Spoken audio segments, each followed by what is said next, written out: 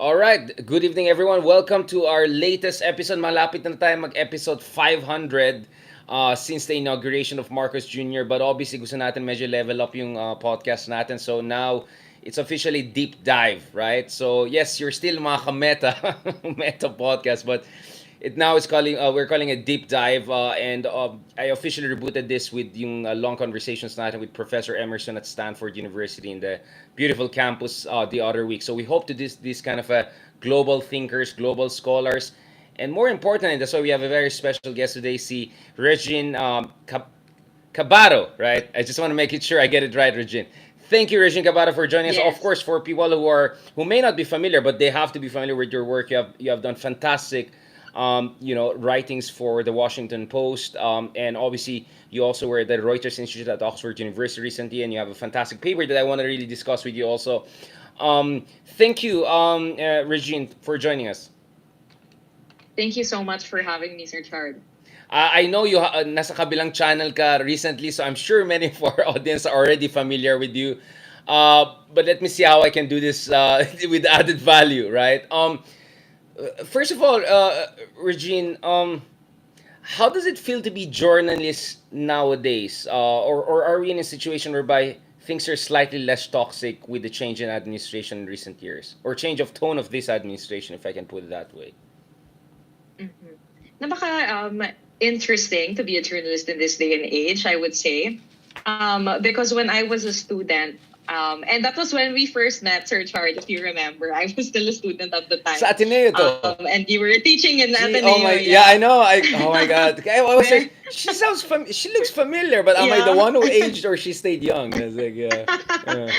So quite some time ago. Right, But during that time, right, it was the Pinoy admin, and we were sold this idea of how a post-EDSA vision was the future for the Philippines, diba? right, So we were kind of in a liberal bubble in Ateneo. Journalism was at the time in some ways kind of like a romanticized profession pa, no? And if you're somebody who studied political science, who has kind of kept abreast of current events at the time, you know how important journalism is to the history of our country in terms of breaking news, breaking reports. One of the hot topics at the time was the DAF scam. So it wasn't uncommon to want to be a journalist because you felt like your role was needed in society. No?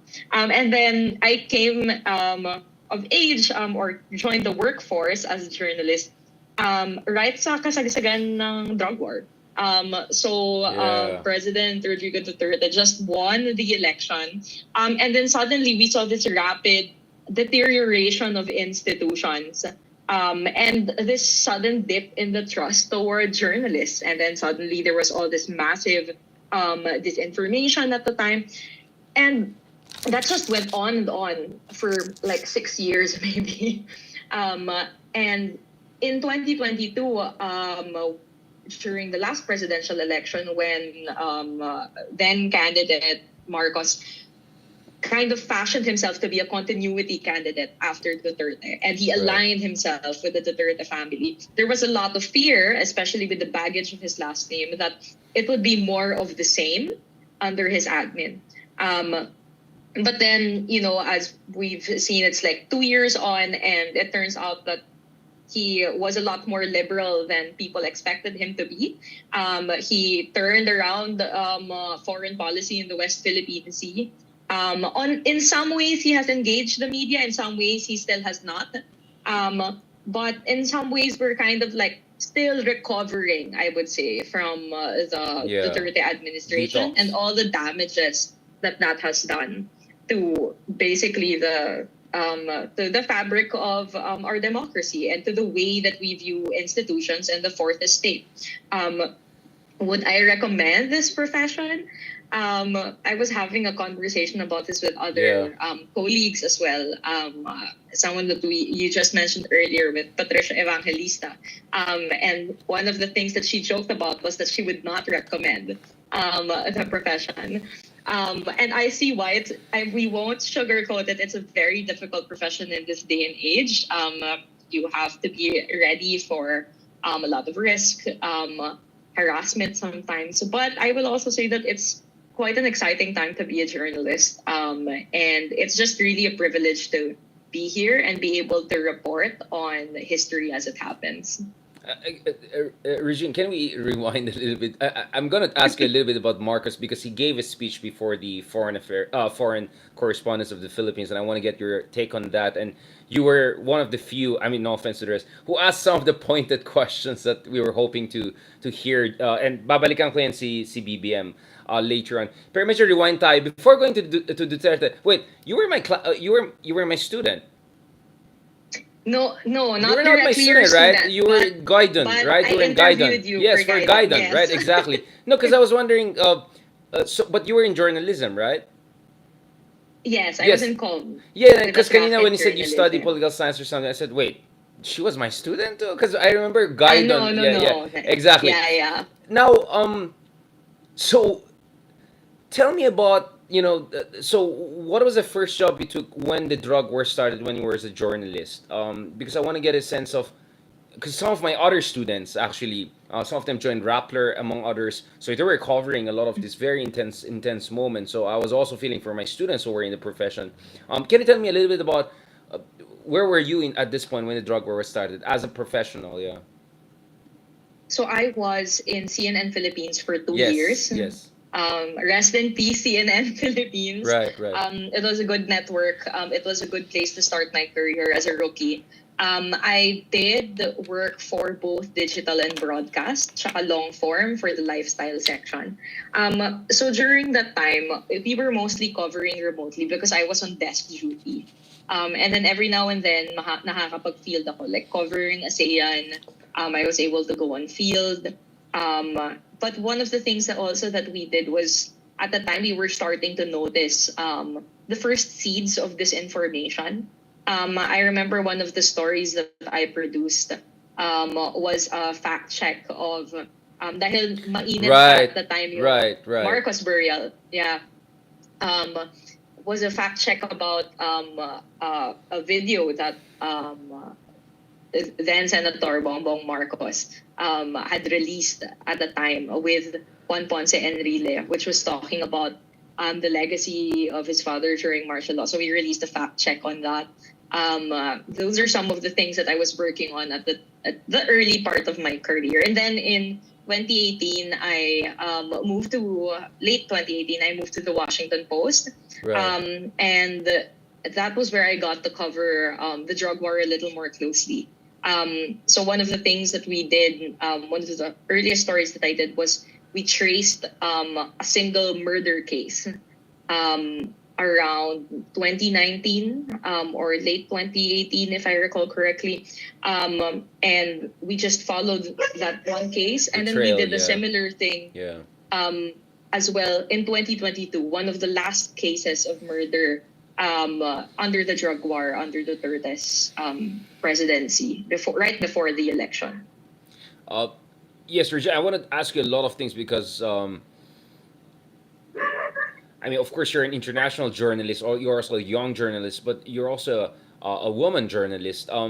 Obviously, even for some people like me who are kind of halfway in journalism, halfway in academe, we got death threats, etc. There are a lot of things, but one thing we didn't get is rape threats or sexual harassment threats, and that's the thing that I heard some of my colleagues, even the academe, were getting when they were making commentaries on Duterte's. How difficult it was as a woman journalist to cover the Duterte drug war, considering how toxic, to put it mildly, actually, the responses would be, especially from trolls. And sometimes mukhang organic pa nga itong mga to eh. Kaya nga nakakatakot minsan eh. Sometimes I would check yung people would send me death threats and no, this looks like a real person. I mean, this doesn't look like a troll or something. And that's where actually I got a bit worried sometimes, yeah. That's really true. Kasi minsan you can't tell already. And sometimes it's true. Parang maraming real people have real lives Yeah, na hindi bayad who do exactly. that kind of thing, who harass people for free. Mm. Just because they want to, or just because siguro napaka-taken sila sa kanilang political beliefs, or at agree ako sa'yo, that's actually part of what makes it very scary also. compared to if you are just inundated by trolls, but you know the trolls are fake. Yeah, yeah. In my particular case, I thankfully don't recall off the top of my head receiving any blatant death threats. Um, the scare, which was something that my parents had received around sometime last year, claiming that Mm. namatay daw ako while I was in the UK. Oh my And that God. was Oh. sent Oh to my wow. parents. So that was the closest siguro to something like that. But the rest of the time, it's mostly been your run-of-the-mill trolling. But of course, may mga sexist comments na pumapasok. So I've been called stuff like a Mm. prostitute, a Right. journalist, ganon. Mm. But yeah, it's disconcerting, of course.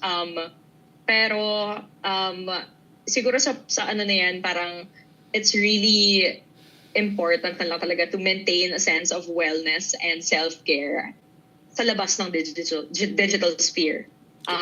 Because Can, that's what keeps me can we talk sane. about that? I mean, Yeah. Regina. I mean, oof. I mean, again, this is a very sensitive topic, but that's why I really wanted to talk to you.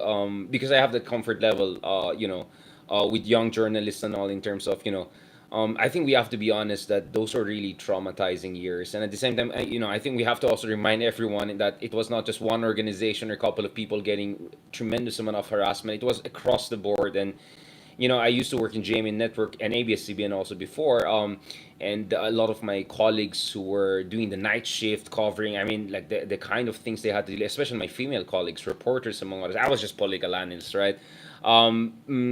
It just reminded me of how much courage and conviction you need to get through it, and I felt all of them deserve the kind of recognition that they deserved. Now, how did you cope with the because I mean, in my case, I already had clocked in like a few years in a profession before the Duterte era came in. In your case, right, that was more or less your first years covering politics, right? So I could imagine it was even more traumatizing for you because at first it was traumatizing for me. I thought, well, I mean, I'm just gonna be cute on TV, make some nice political comments, and people are gonna praise. And suddenly it's changing. Oh my God, what's going on? And like I'm getting attacked, and I'm getting so it took me a year or two actually to adjust until I kind of figure out my rhythm again.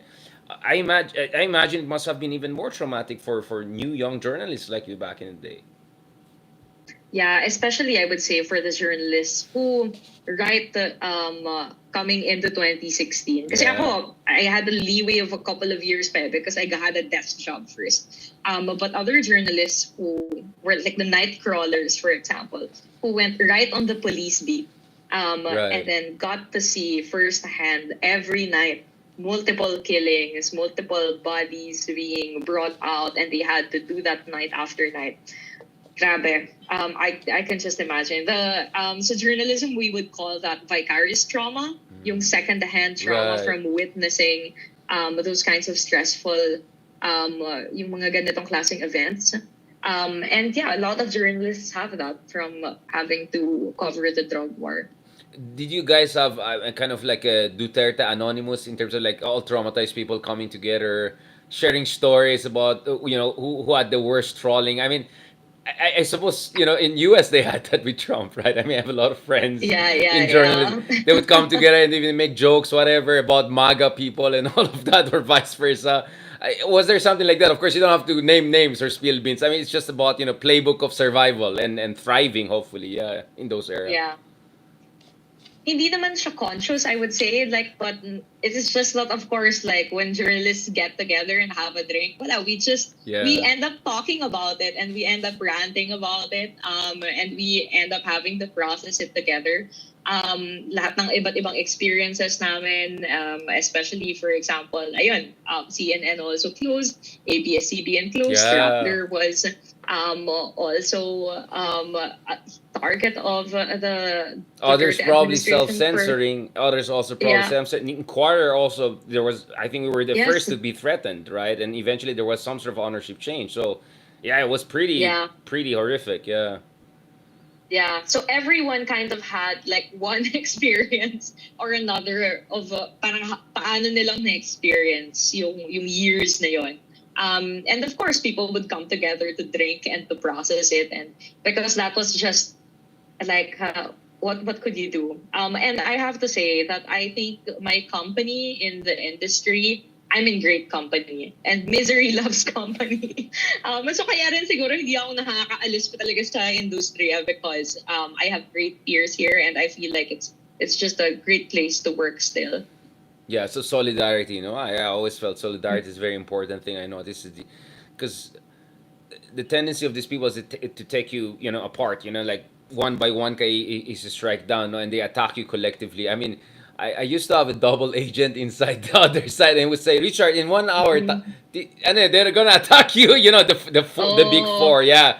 So what I would do, yeah, there were yeah, times that I would like turn off my page or something like that.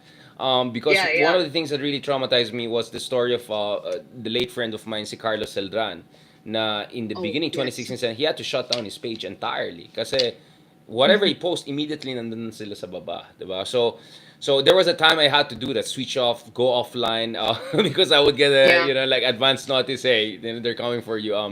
So those were crazy days. Again, I'm not saying this because I want to say like, oh, pay attention to what I'm saying. What I'm saying is that everyone was being attacked. I mean, and Yeah. I don't Yeah. know how you feel about it, Regine, but for me, what was also quite scary is, no offense again, I just felt sometimes the older generation that we were expecting something from, parang they didn't know what hit them, right? I mean, whether it's Yeah. politicians in the opposition, whether it's some of the senior people in our world. I mean, like it's like everyone was like clueless, like they totally didn't see Mhm. this coming. Well, I spent time in different countries, and I've been to North Korea, China, often, so I knew what was an authoritarian Yeah. system, and the political scientist in me kind of understood what was going on, but it was still scary for me, thinking like, oh my goodness, like there's no one in charge here. Like this is everyone trying to Mm-hmm. survive, right?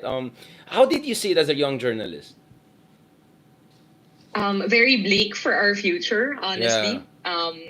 Like, to be frank about it. Because one of the things that really drove home to us was yung existential crisis of being a journalist. Um, because the way that journalists were attacked were really um, right in the reputation talaga. yeah. And in the credibility, which is the I mean, lifeblood demonization. I of mean, it was a demonization. journalist, Yeah, yeah, right? So it of course it would scare us, not just in terms of personality, but in terms of when you report an issue and you know that this issue is important, you know that this issue could help shape the public agenda, is something that people should know about and listen to, but then you feel more like it's falling on deaf ears, or that people don't believe you, or that you're being attacked just for the sake of. I think that was more of the scarier thing for a lot of journalists, more than the um, bashing of somebody's personality, because it was really an attack on the yeah. actual purpose of journalism. The raison d'etre. Yeah, I mean the raison Yeah. d'etre, right? The reason for being journalist. Were there moments of doubts, and how did you get over that? I mean, again, the reason the reason I share a little bit about myself is because I just don't want to put you on the spot. I just want people to feel that we're just having an honest conversation.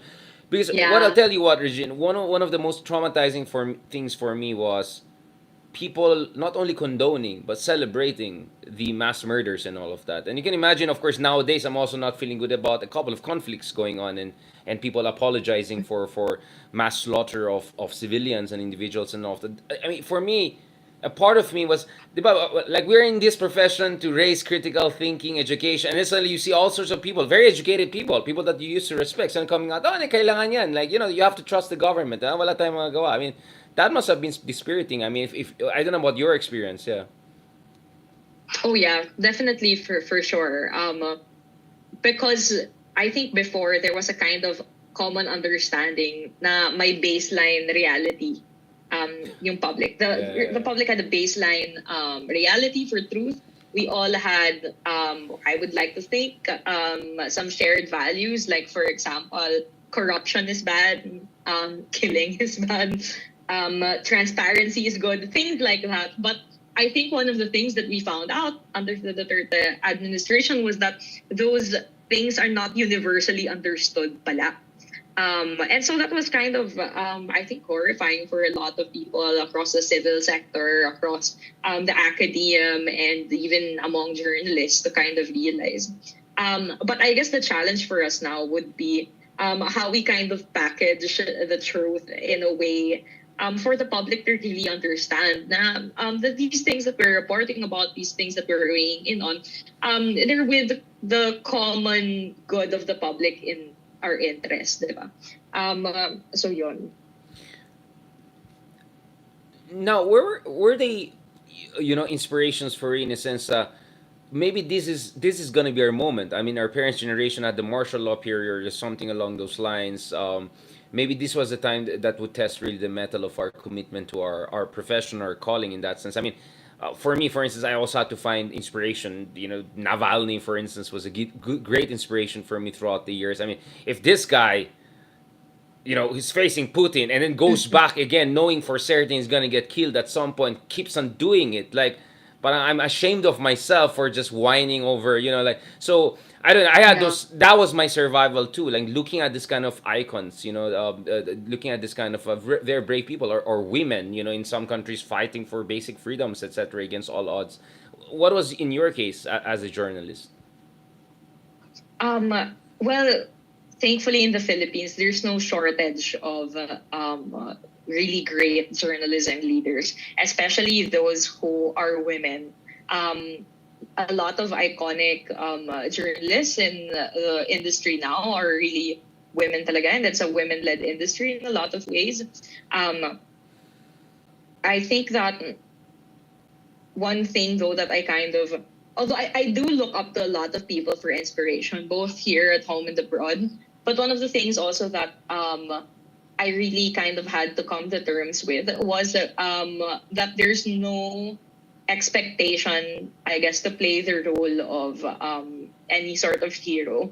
So parang I kind of had to learn to um, put a healthy relationship with have a healthy relationship with my Right. job, na parang okay, I love my job, but also it's just a job, it's just a thing Yeah. that I do to earn money and to clock in at 9 to 5. And then the rest of the time I have to do my self-care things. I have to watch K-drama, I have to hang out with my friends, because those are the things that will replenish me to do the job, which can be very thankless. um, so a lot of it was really kind of trying to manage yung ganung kind of work-life balance. I don't know if that's corny to say siguro, but that's one thing that really helped me kind of still be able to wake up in the morning and still have a will to finish the job. Again, I know you're a journalist, you cannot make valid judgments, but in a certain sense, what do you say to people would say Duterte perhaps in certain ways was the worst president in contemporary history in terms of the level of fear, the climate of fear, the assault on institutions of democracy, etc. I don't know what's your journalism code there. Are you allowed to? This is retrospective. This is a previous president. But Uh-huh. what would you say to those people? Well, I think that's up to historians definitely I to know you would decide it. say yeah, But, yeah. but like I mentioned earlier, I think it is fair game to say that what had happened during the Duterte administration really lowered the bar in terms of trust for institutions, in terms of the way we communicate in society. And those are things that we are still recovering from until now, 2 years after his presidency. Um, Now let's talk about a couple of works you have done, particularly your paper on malign influence when you were at Oxford with the Reuters Institute. First of all, can you tell me a little bit about that? I mean, I've done some work on malign influence also with Royal United Service Institute. It looks like the Brits are very much into this thing, this kind of malign influence. The term we use is actually sharp power, but I think that's more of an American term. Mm. Malign foreign interference influence is a more British term. Can you tell me a little bit about the circumstances of that report, and then how that sheds light on certain mayors popping out of nowhere na simpleng tao na with my chopper na walang McLaren. Yeah. Can you tell us a little bit about your paper first? Uh-huh. Uh-huh. Okay. So my paper was published at the Reuters Institute, where I had a fellowship for 6 months. It's in Oxford, in the UK. And when I submitted my concept for this paper, it was right around the time of the election pa. Right. And when I had malign influence in mind, influence campaigns, it was still mostly on the level of trolling, local political Ah, disinformation. right, right. So actually, the paper still talks more about that. You Right, right. in paper. But hopefully, it's the tips there, the general principles are also applicable in the context of foreign interference, which is another form of malign influence, pero from a Right. foreign threat actor naman, which is to say from other countries, from foreign states. So one of the things that I do in my paper is that because I was so traumatized from covering the election, and I was so burned out. One of the things that I wanted to do was to kind of collect like a brief um, history of or accounting of the influence campaigns that we knew about and the tactics that they used in the Philippine context and Yeah. the ways that they affected journalists who covered the 2022 elections. So there's a part of the paper there that talks about journalists from different newsrooms, either different experiences of harassment and how online harassment led into offline harassment. And then the other thing is talking about yung structure ng disinformation machine.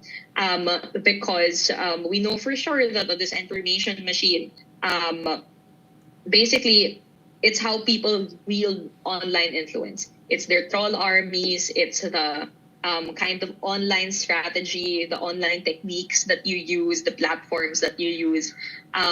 So I lay out that kind of structure, the different ways it's been used in the Philippines. And then at the tail end of the paper, I talk about things that Philippine newsrooms could do to be able to be more resilient to malign influence. So what are the things na dapat ginagawa ng mga journalists to be able to protect themselves? What are the things that we should be doing that we should be demanding from our employers to protect us, especially if Right. we're going to go out and cover these types of hyper partisan, really risky campaigns. And when we do cover these campaigns, what are the things that we should be mindful about? Like, what are the ways that we know that threat actors or malicious actors are able to twist the story, and how can we angle our stories so that they won't be able to take advantage of us? So those are some of the things that my Can you paper give us talks a about. kind of a summary? I mean, obviously, if you go to the link you send me that I'll also upload and all. I mean, the title is "Navigating Malign Influence Campaigns in the Philippines: A Guide for Journalists and Newsroom." Medyo, it looks like a malaking file siya. 736 Yes, yes, KB. it's That's a lot of words. How many yeah, words is this? yeah, it's quite long. Oh my gosh, 10,000 words? I Yeah, forget yeah, yeah. now. Yeah, At least 10,000 words then. Yeah, I mean, that's the academic in me, right? I Mhm. can say how long from Yeah, even the just the file size. But just for the purpose of yung mga kababayan natin na reading shy, if I can put it that way, yeah, that's why I have this yeah. podcast. I'm a writer, but I realize people want to listen also to what you have. Can you give us a tip, like a general idea about anong ba mga dapat techniques ng mga journalists? Okay. So, ilan lang sa mga tips that I kind of learned was um, even when, for example, kino-call out natin yung mga disinformation actors. For example, when we pick a fight with them or when we want to respond to a false claim that they're making, hindi natin dapat sinashare or ini-engage directly ang content nila. Because that will Mm, actually also give them feed, yeah, mileage. yeah, At saka, parang it plays into their agenda. Yun right. yung gusto nila eh. So one of the things that we want to do, if you correct, there are lots of ways. Some fact checkers do this. You screen cap it and then you put like a big X on it, and then you maybe put like a mark that this is false, something like that. As long as you don't drive content, or sorry, you don't drive audiences or more To their engagement page. to their page or Yeah. to their post, diba? So if you notice that that's also a technique that these trolls and these partisan bloggers do when they harass people or Yeah, journalists, they use they never screenshots share the of our direct post. post. Yeah, Yeah, they use. you Sabi ko walang screenshot. yung mga to siniscreenshot. Diba? Yeah, I learned you also screenshot them. I mean, first of all, you don't Yeah. comment where they post. Like, I made that Yes. mistake Yeah. once and I forever regretted that. I'll never do that again. I was stupid enough to respond. Yeah. And I said, that's the worst thing. Second area is if you quote them directly, you're still driving engagement to them. So I realized you just screenshot them and then respond to the screenshot, right? Yeah. Good. Yeah. Yeah. Very good suggestion. Thank you. What else? Yeah, that's one tip. So another tip also was one of the suggestions I put in dun sa aking paper was that newsrooms should kind of have a resident expert when it comes to this information. So this is something that's already practiced in the West. Right. BBC, for example, has a whole team dedicated just to this information. There are other newsrooms also that have whole teams. But in the Philippine context, I know that give it a budget, give it a manpower, but there should ideally be at least one person who's aware of online Right. trends but can cover online trends from a critical point of view. Because some online trends are manufactured, no? And I think medyo sakit ng mga Pinoy or sometimes even the media. Now, when we cover stuff that are viral, anything that goes viral, parang light content lang yan, ganyan. We treat it as precisely that, just light content. But a lot of these trends could actually be could not be organic.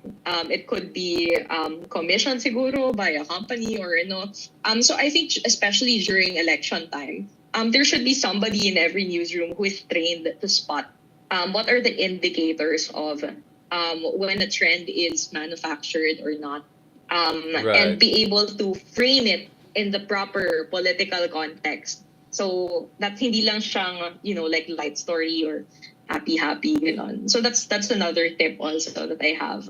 Thank you. I mean, definitely, I suggest people to check it. I'm going to do more Ezra Klein style too. We're going to put readings and suggestions, towards the end.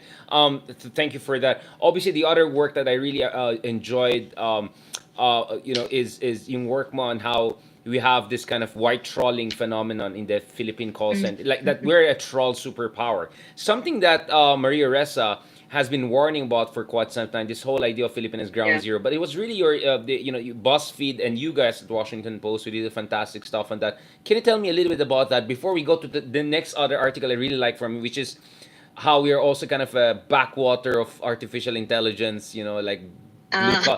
that was very Thank nice. you. I know it's a little bit not related, pero importante, and I really appreciate that. Yeah.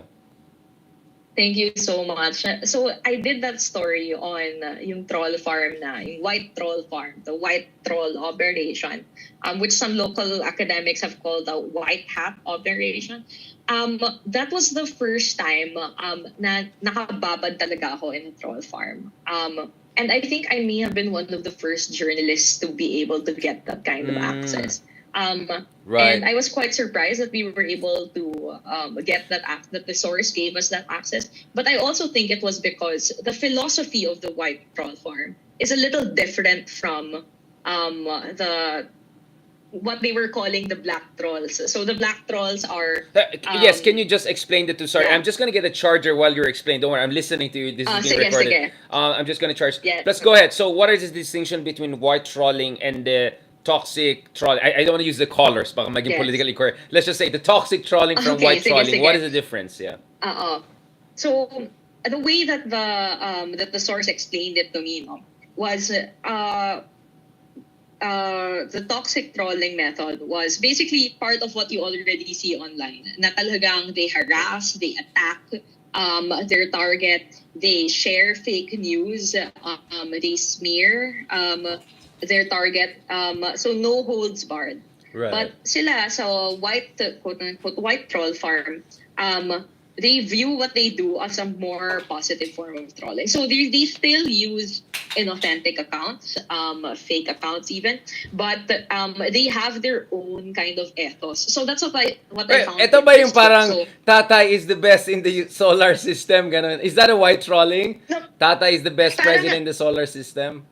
de, parang, so yun yung interesting kasi parang dito sa kanila, at least sa company where which accommodated us, it was more like they share their model kasi was smart trolling eh. So Yeah.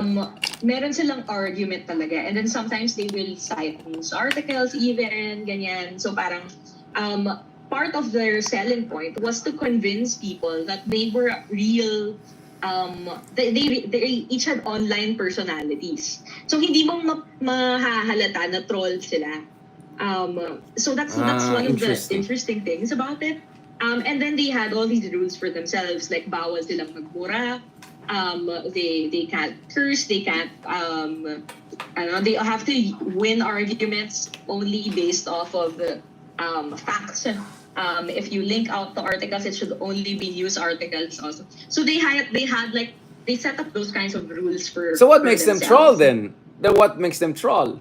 Because they're The paid? fact that they Because they're use mercenary? Oh. yeah, because they're paid. Yeah, and they use fake accounts still. So Ah, honestly, when I saw yeah. So that, they're still in yeah, because yeah, of the it's inauthenticity and the still mercenary character, yeah, minus the yes, toxicity of normal oh. trolls. That's a good point. Yeah. Minus the toxicity. Good Yeah, point. yeah. Good So point. Good yun. point.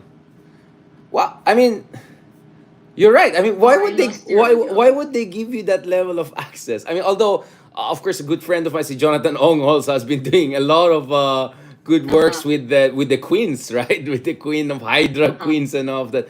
Uh, how did you? I mean, again, I know maybe these are industry tricks and all, but like, how did you build rapport with these people for them to open up to you and all? Industry trick na yan, but I think I would say that I just took my chance and then like I Right. was given the chance. Yeah. And I'm really grateful for it because I really learned a lot about how the industry works and how the industry also, as in the influence industry, is also very diverse. So different people, different players within the influence industry all have different motivations, all have different methods of working. Iba-iba yung negotiables and non-negotiables nila. So it's just kind of interesting to hear how different people across the board will kind of negotiate their online activity. Yeah. And this is global, right? So there could be call centers in the Philippines doing white trolling for Boris Johnson, let's say. I mean, for example, right? Does it work that way? They can white troll for politicians all around the world. Parang our brand is crisis, yung ganun style na, do you get what I'm saying? Like, because the idea of brand is crisis is a bunch of white guys from America go to Latin America, Yeah. South, like South Asia, whatever. But here is like Filipinos are doing the white trolling for, I don't know, some white guy populist somewhere. Is that how it works? I mean, You know what? Hypothetically, that could happen exactly, right? I mean, I was thinking immediately like that. yeah, it's just that ako wala pa akong nami-meet personally Na who evidence. does cater to foreign clients like that. If there is such a thing that exists, it would have to be siguro English language because of the language barrier, because a lot of other global south countries also have their own very lively disinformation economies, lalo na in Latin America, That's a good term, which is yeah. very comparable Troll, to the yeah, Philippines. troll economy. Yeah, I mean, it is like, Yeah, it is an underground business. You're right. No, I was just saying, yeah. there could be like gurus. No, you like in the Anglophone maybe, which is quite a large world. I mean, you can Mhm. imagine you can have a affordable BPO Philippine-based white trolling, di ba? Kaysa, I don't know, you do it in Yeah. other... And Filipinos, I mean, I used to have classmate who was doing call center in French call center. So his Mm. French was so good he could do. So I realized there are actually a Spanish and French and a couple of other languages who have call centers in the Philippines. That's how good Filipinos are in imitating accent. Yes. Whether it's Yes. Romano, Parisian, or whatever. So that's how good Filipinos are. So I was thinking the entrepreneurial side of me saying this could be a global business model, right? So what you're saying is that you don't have an evidence yourself, but hypothetically, nothing will stop these people from operating on a more international landscape. No, I mean, Yeah. I'm just being saying Pinoy pride. Say like we influence global affairs. I'm just saying, Yeah, yeah. yeah. You never know. Yeah. Maybe And yes. we make Trump win in the next elections or something like that. You know what? If you remember, one of the things that my source mentioned in the 2019 article about the white trolls was that they would love to expand globally.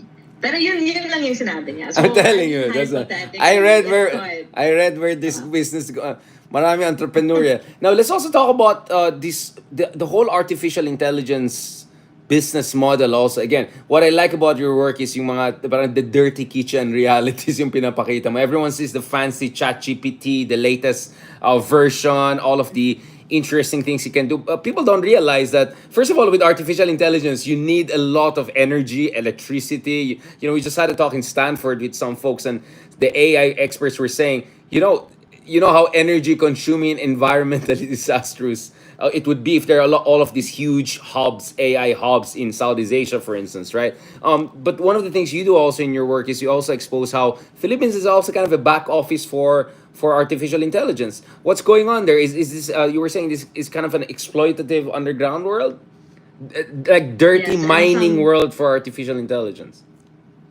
Yeah. So what happens kasi, so to explain no, to our listeners how AI works. Um, when you ask AI, for example, a question, and then it answers, that question did not come from nowhere. So for an AI has to learn how to answer questions or perform tasks based sa data set that is fed into the Right. AI. Yeah. Right? And the data set that's fed into the AI has to be cleaned and it has to be labeled for the AI to be able to identify different parts. So, for example, just so that the readers know, no, na parang, when you're being asked to verify, are you not a robot? Yung mga online sa social media, and then you have to click the bus, click the ganyan. Yeah. So that is the kind of work that let's call them data annotators, yung mga data annotators, data labelers do to be able to train the AI so that the AI can be able to identify this is a bus, this is the color red, this is the color blue, ganyan. And you have to do that through hundreds and hundreds and thousands of pictures, video, etc. So it's actually a very manual job. Kasi isa-isahin mo yan eh. Ita-type mo tayo yan. Yeah. This is blue, this is red, this is the number 1, this is the number 2, ganyan. Para matuto yung AI. And where do they source that work? In the Philippines. But they also source it in other countries as well. Some places like Africa, Latin America, ganyan. And why? they're paid Because badly, if at all. I and mean, they're they're paid paid badly, very if at all. badly. Wow. So, I mean, it's Yeah. insane that the trillions of dollars being raised for artificial intelligence and all of these new tech titans from AI world coming up, and people don't realize it's not just a bunch of geniuses in Silicon Valley who are just pressing buttons or programming it. There are a lot of folks, including in our country, who are doing the dirty job on a daily basis for them. Just a quick question about this. I mean, is there something about Washington Post that allowed you guys to do all of this very interesting? I mean, no offense to the others, right? But you guys seem to be doing a lot of very interesting outside the box, or not so much covered angles as far as Philippines is concerned. Because Philippines is always usually poverty porn, like conflict, war. But you guys are doing something very different, right? Where's this coming from? Is this the editorial kind of support and guidance? I'm really glad that you think so of our coverage in the Philippines. Again, no offense to others. Yeah, yeah, Yeah. exactly. Yeah. So ever since I was hired in 2018, I've really just felt like a lot of support talaga from our headquarters and from my bureau chief, my bosses at the Washington Post about the stories that we could do out of the Philippines. So I feel like Exactly. Yeah. there was given, they were really given they really gave like a lot of special White attention to the latitude. Yeah. Philippines. Yeah. Yeah, because they also know that we are basically just a very important demographic. In part, siguro also because we have such close ties with the US and we're a US newspaper. So there's a lot of interest talaga Yeah. in the Philippines as well in terms of readership and in terms of just curiosity. But there really are a lot of stories talaga to share from this country. Ayun, digital economy is one. Is one also. We also did a story before on call center workers who were basically being forced to report to work during COVID. Tapos nagkaroon na ng outbreak sa ibang mga call centers, ganun. The Philippines is a very curious case study because And this is also possibly partly why the disinformation scene here is very lively, Yeah. is because Filipinos are just chronically online people. And we're also a young nation, and we are very digitally savvy. So those are like a combination for a lot of different things, and that's why the troll economy exists here. That's why call centers work here. That's why AI companies outsource their work to the Philippines. So the Philippines is a very important place to be in the global supply chain of things. And I'm just really glad that I'm given the privilege to cover it. Exactly. I mean, there are many shades to the Philippines, right? And many variations of shadiness also to the Philippines. We have our Yes, fingers yes, deep in so many things. completely. Yeah, yeah, exactly. I mean, again, as I said, no offense to others. I mean, like for instance, with New York Times, I read them a lot when it comes to understanding different aspects of Mexico or India, right, or Russia, right, when it comes to tech sector, etc. But for some reason, in the Philippines, whenever I was trying to find something about all of these things, AI, your name and your works, or you folks in Washington Post keep on popping up. So I was wondering, like, is this like a concerted effort by the editorial team to make sure that the coverage is as comprehensive as possible? Because the film is a rising dynamic nation, for all our faults. We are one of the biggest democracies on earth. I always remind that, when I have interviews, whether it's Farid Zakaria or Manpur, whatever, like, we are not just like, some tiny tropical nation. We're a pretty big, important country, right? People forget that. Yeah. So I'm glad that you're feeling that kind of excitement that I feel when we remind the international community about that. Now, to the last part, I hope to have more conversation with you, but I promise to keep this as short as possible because I know you have other commitments today. But I hope we continue this. But now, final part. Let's talk a little bit about BBM, right? Were you surprised by how BBM has turned out? I'm not saying he has turned out great. I'm just saying he has turned out differently. As far as the expectation of many people were having PTSD after 2022. I know that very well, right? I saw so many people in Boracay or whatever. Taking Yeah, a break. yeah, it's like you could see, yung iba naging travel vlogger na lang, Yeah. di ba? Just to cope. And I understand. I understand. I understand. All of us had our own ways of coping with it. Mine was opening up this podcast, right? This is my therapy. Just to episode 480 na tayo. So, just tells how much therapy I needed. This is a free Ilocano style therapy. Um, and then what? And then when you met BBM in the context of foreign affairs, foreign correspondence group, what was also your reading how he responded to all of that? I mean, this is a guy who didn't want to have a single legit debate during elections. This guy Mhm. was really Yeah. avoiding any scrutiny in discussions. But it looks like he's opening up. He has more, pizzazz to him. There's level of confidence. Where is this coming from? I think there was a lot of fear talaga on the part of journalists, and not just us. I mean, you mentioned it yourself, diba? That it would be more of the same of the Duterte administration, especially because on the campaign trail, he would not go to any debates. And he also did not, or very pili lang, yung in-entertain yung media. And a lot of the The media whom he quote did quote unquote entertain. media. Yes. And a lot of the people that he did entertain, diba, parang didn't really get to ask any hard-hitting questions. Yeah. And people who did get to ask hard-hitting questions, like, for example, then BBC correspondent Howard Johnson, who ambush interviewed him, Yeah. they were just harassed relentlessly by the online machinery and trolls and real people also included, etc. So I think there was a lot of the fear that there was not that sense of accountability that President Marcos would have once he stepped into power. Um, well, there are a lot of ways that the communication with government, between government and journalists and the public and government can still be improved. But maybe the Duterte was really just really set the bar low to begin with. However, Marcos does have his own interests also as to why he has to engage with the press. And that is Sure. because under his term, we've been seeing China emerge as really the main threat of his administration. So, diba, we've seen it in the last year. This is also an existential threat for the Philippines. And President Marcos recognizes that the public wants him wants him to be pro West Philippine Sea and to stand up for rights in West Philippine Sea. So I think the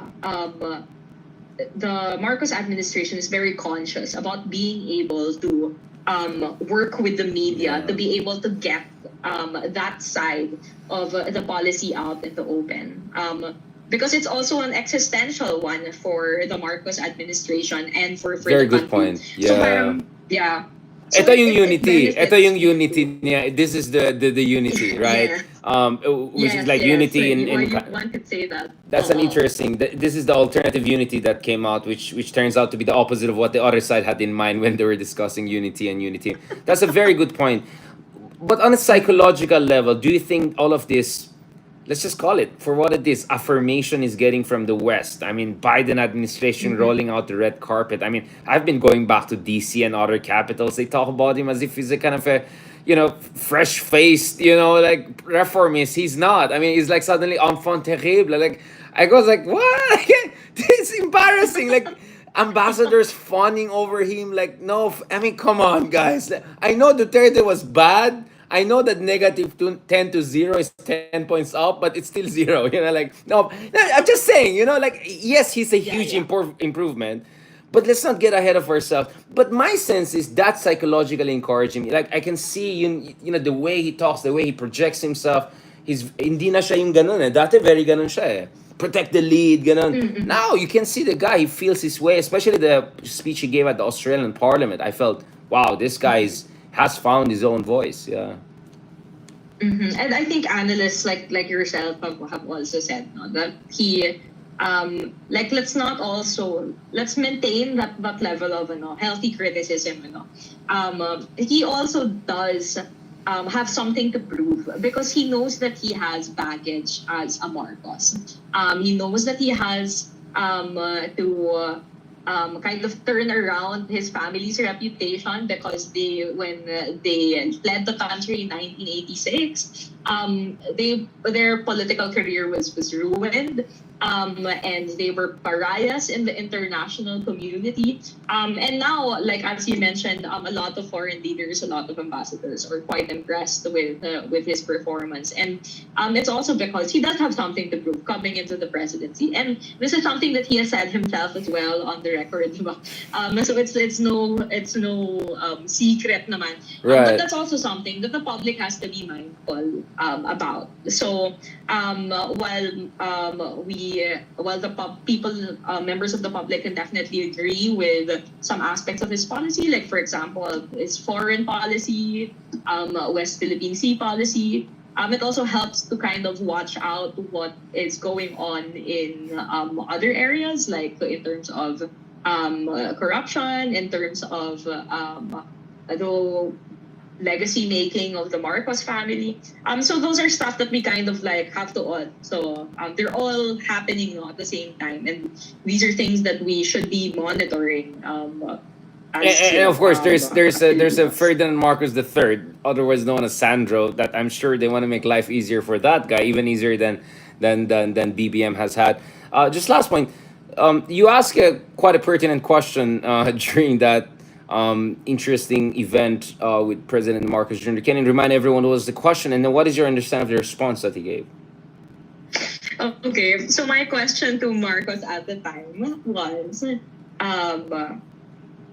how would he describe his relationship with the Dutertes? And my follow-up question to that Yeah. was how he manages to maintain a kind of professional relationship with Vice President Sara Duterte, even when her family has very publicly, vocally held so much disdain for him. So yun yung follow-up ko sa kanya. And very Facebook relationship status yung kanyang reply. It's Sabi niya, complicated, yeah. in two words, it's complicated. He did expound a bit. He said he shared that he and the vice president have managed to be a little they just don't talk about it, or they acknowledge it but they don't let it get in the way of their working relationship. So I'm glad that he answered that question because it's something that I was very curious about, and I'm sure a lot of Filipinos were quite curious about it as well. Um, but it's very it's we all know, I think, that the relationship between the two ruling families, like it can't stay at the impasse for Right. long. We have And you felt 2025 around the you felt corner. he was Yeah. evasive. You felt he was. I don't know, like. What is your reading of how he was responding at the psychological and even in terms of communication? The reason I'm asking is because I'm hearing it from both sides, meaning both Duterte sides and the opposition, the real opposition side. Now, this guy is too timid. Kuting is the term one very famous quote unquote vlogger uses. That's the He, thing. him, instead of Tigre ng Norte, Kuting ang do you think he's a bit too timid or he's just being strategic? I call it good Machiavelli. Good Machiavelli, as my former That's professor put it. What is your reading? Again, I don't want to put you on the spot, but it's just a psychological reading of how he was conducting himself and how he responded to some tricky questions because power reveals, right? And especially how power operates in quite challenging environment reveals, its metal for that matter. Yeah. that's an interesting thought. I'm more curious to hear what analysts would say, because what I've Yeah. heard from other analysts before is that it's really not in his personality to be palaaway. That Right. he's quite unlike Duterte. Kasi si Duterte was just like ratatatatata, right? And he would really pick a fight. But people say, and this is not like I'm not saying this like with a value added, Anna. It's a positive, negative thing. Yeah, I It's understand just you're the something journalist, so that you have to be careful. observers, Yeah, yeah, yeah, yeah. it's just something that observers and analysts have said, that he really has been like somewhat chill, or like an easygoing, a level-headed guy, even before the whole alliance with Duterte. So actually, what I found surprising was, remember during the first instance na nagsagutan sila when after Duterte's first attack against him, and then he said that, oh, it's the fentanyl. I actually found that surprising because I Yeah. thought that it was Well, very medyo rare to napikon do. na siya. And also, I think when he It was said si Jonathan Morales jukebox yan, he has these moments. I would say no, I think he has the yeah. Marcos in him. I mean, we're seeing more of a Romualdez. I'm glad how you answered it by using my analysis to answer to myself, right? But no, I appreciate that. No, I just wanted to say as a journalist, as a Filipino for that matter, because I get a sense when you talk to politicians and how they respond, kind of for me sometimes reveals something about them. Their ability to be dexterous, to respond to different crowds and audience. I just found that very fascinating in a kind of a political biography way. Thank you so much, Regine. I know that you have a lot to catch up on. I really appreciate it. It's 1 year, 1 year, 1 hour went by like a breeze. Which Yes. just tells you, I just felt nga sobrang underdeveloped yung maraming themes na gusto kong pag-usapan. Hindi ko pa napag-usapan si Mayor Go, di ba? But I Oo didn't nga want to put pala, you on the spot. I yeah. don't want to put you on the spot yet, but I'll put you on the spot next time more, hopefully. And I hope this will be the beginning of more conversation with journalists, fellow journalists, and friends and colleagues, because I think journalism, I don't know, maybe I'm being a little bit. I think journalism is coming back stronger. I think the whole Duterte Trump challenge was kind of a vindication in retrospect. So I think these are exciting times, still challenging and troubling times. But nevertheless, look forward to more conversations. Mabuhay, thank you very much, Regine. Kabato, Thank you so much. I won't say veteran journalist, pero papunta na dyan, but in the less than a decade of work she has had in this world, she has made a lot of impact with her works at CNN Philippines, Washington Post, and of course your work, fantastic work at the Reuters Institute at Oxford University. I suggest everyone to check that out. Anything, Regine, you want to add? What do you think people should read, Um, whether from you or from anyone? I mean, you did just one on Patricia Evangelista. Maybe you want to recommend also her work. Yeah.